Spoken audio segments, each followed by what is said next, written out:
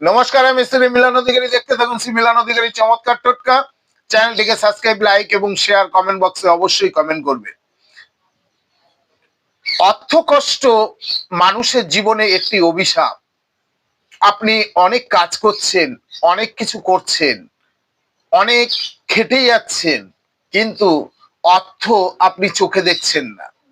তখন খুব কষ্ট ভোগ হয়। তাই বলবো, এই কার্যটি করুন, দেখবেন আপনার অর্থ কষ্ট একেবারে নিরাশ হয়ে যাবে।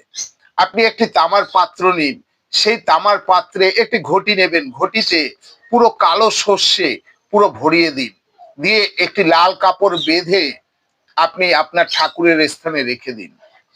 রোজ ওটির ওপরে একটি করে তুলসী পাতা দিন।